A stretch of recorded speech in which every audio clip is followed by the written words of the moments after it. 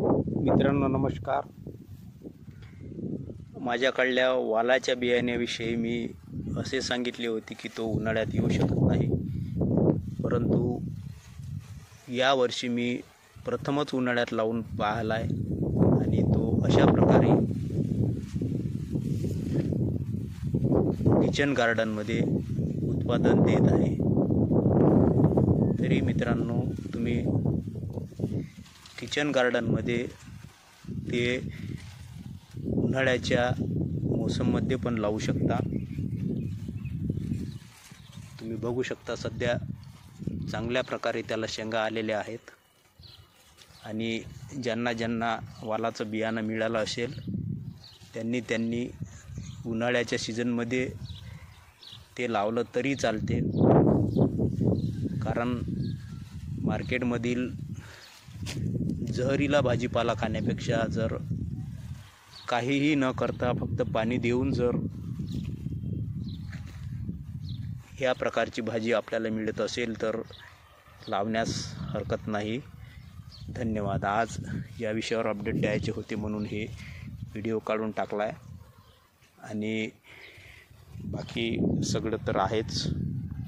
तुम्हाला दिसत आहे हे बादली आहे, समोर लाल भेंडी आहे आणि मित्रांनो, लाल भेंडीचं पीक चांगल्या प्रकारे आलेलं आहे. हे चवळी आहे. चवळीचे आजच शेंगा तोडून नेल्या भाजी खाण्याकरिता आणि लाल भेंडीचं खूपच चांगल्या प्रकारे पीक आलेलं आहे. तुम्ही बघू शकता ही संपूर्ण लाल भेंडी आहे आणि फक्त 10-15 झाडं लावले आणि एवढ्याच झाडांना एवढ्या प्रमाणात भेंडी आली की ती आमच्या एका परिवाराला खाऊन पण सरणार नाही, एवढ्या प्रकारे चांगल्या प्रकारे भेंडी आलेली आहे. तुम्ही बघू शकता. प्रत्येक झाड मी तुम्हाला दाखवत आहे आणि याचं बियाणं पण आता संकलित करण्यात येईल. बघा, इकडे तिकडे लाल भेंडीचं पीक सगळ्यात चांगल्या प्रकारे आलेलं आहे.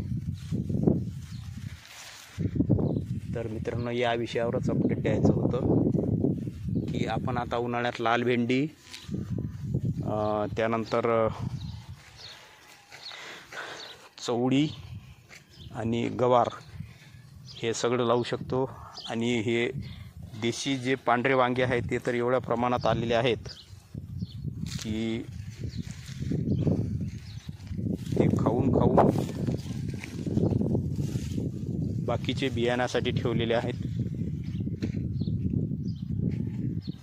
आणि इकडे हे तो जो बुटका गवार आहे, झुडपी वाल आहे, गवार नाही, झुडपी वाल आहे, त्याचं बियाणं संकलित केलेलं आहे.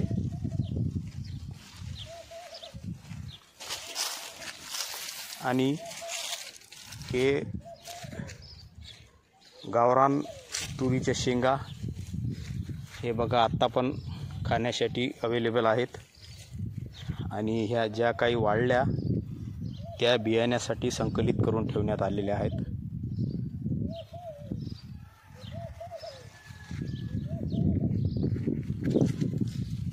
ह्या सगळ्या बिया संकलित केलेल्या आहेत बियाण्यासाठी.